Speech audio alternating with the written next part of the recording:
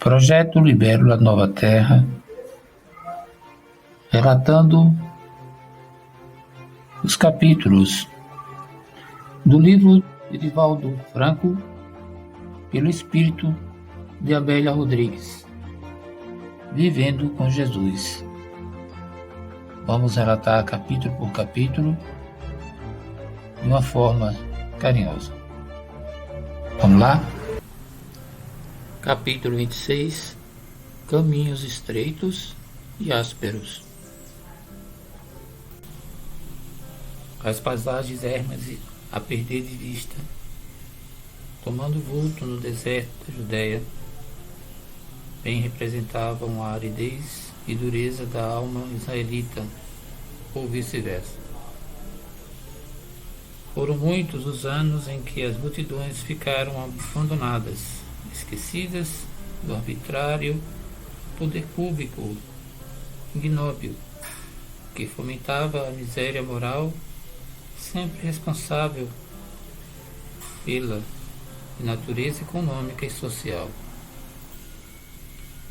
Naqueles dias, as perseguições promovidas por Pilatos e os seus subordinados culminaram com verdadeiros sacrifícios humanos, em que o sangue dos galileus misturava-se com os dos animais que eles ofereciam no templo de Jerusalém.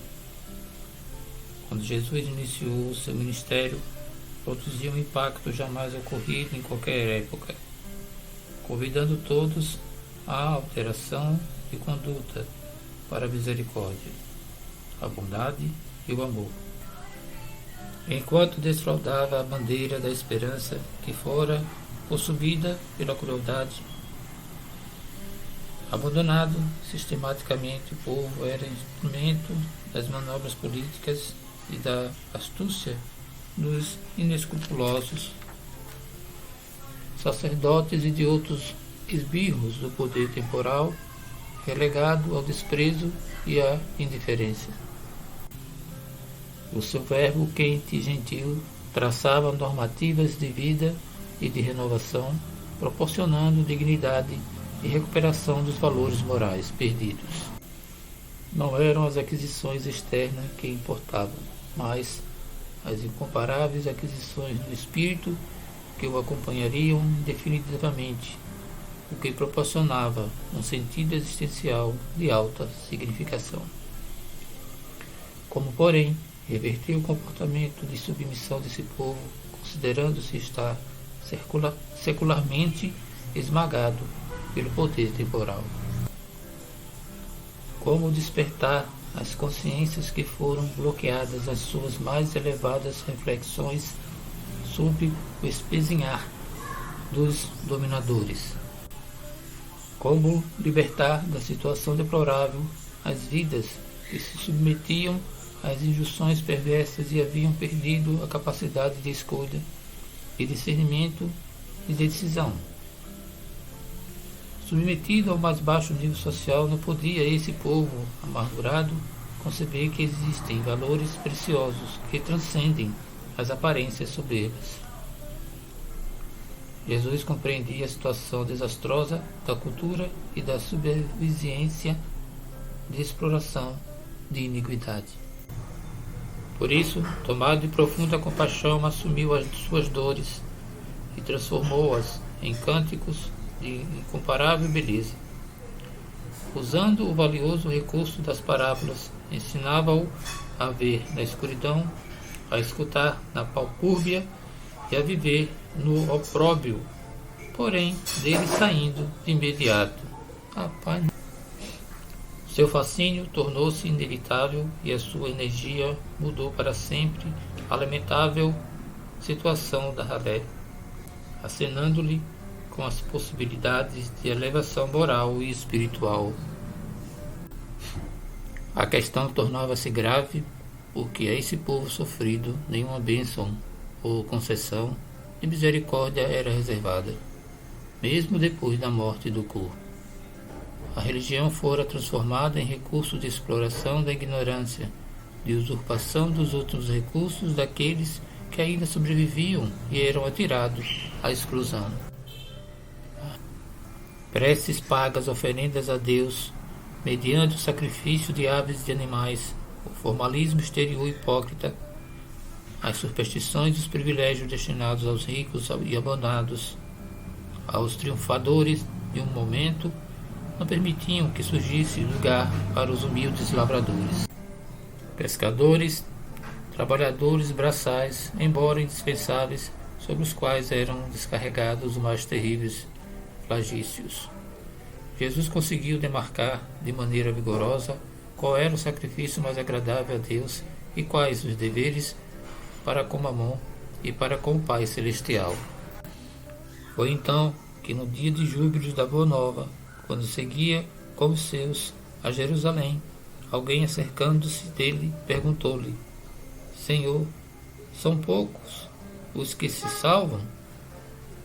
Tomando da palavra, iluminando-a com a verdade, respondeu-lhe: Porfiai por entrar pela porta estreita, porque eu vos digo que muitos procurarão entrar e não poderão. E solicito, explicou, que um pai levantara-se e fechara a porta da casa, enquanto os que estavam do lado de fora, surpresos, solicitaram: Senhor, Senhor, abre-nos. E, respondendo ele, os disse: Não sei de onde vós sois. Logo lhe disseram: Temos comido e bebido na tua presença, e tu tens ensinado nas nossas ruas. Ele, porém, retrucou: Digo-vos que não sei de onde vós sois. Apartai-vos de mim, vós todos os que praticais a iniquidade. E referiu-se às dores acerbas que aguardam os vigilantes, os irresponsáveis, aqueles que, embora havendo convivido com ele, optaram pelos torpes comportamentos em que se compraziam. O caminho áspero na terra é a senda segura para alcançar-se o reino. Não raro, as preocupações materiais com êxito terreno anulam as realizações transcendentes, substituindo os ideais de enobrecimento.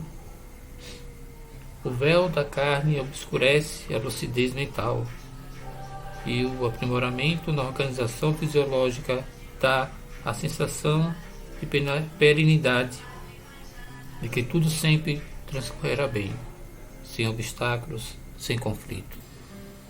A realidade, porém, é bem diversa.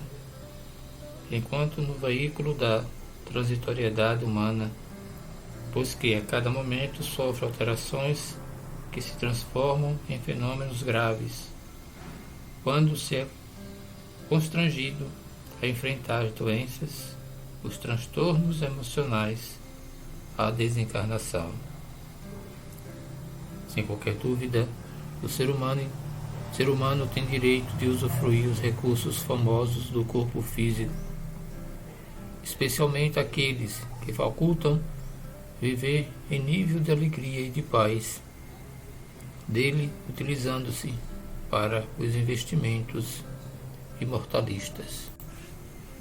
A passagem do Mestre pela Terra, transformadora e eficiente, ficou raízes na psicosfera do planeta e nas fibras mais íntimas daqueles que o ouviram, a fim de que pudessem repetir os seus ensinamentos no curso da história, por todo o tempo por vindouro. Aqueles dias, de alguma forma, assemelham-se a estes. Dias da sociedade iluminada pelo conhecimento e atormentada nos sentimentos, cambaleante e exausta do prazer ilusório, anelando pela paz e pela real significação existencial. Realmente, é estreita a porta da salvação, mas encontra-se acessível a todos quantos a desejam ultrapassar. O Mestre jamais desdenhou desafios e dificuldades, demonstrando que toda ascensão exige sacrifício e que é a libertação das heranças infelizes e trabalho contínuo e de longo curso. Jesus seguia a Jerusalém e narrou inúmeras parábolas, de tal forma que as suas lições permaneceram envoltas no tecido da palavra, porém, com todo o vigor da sua personalidade invulgar, convidando à plenitude.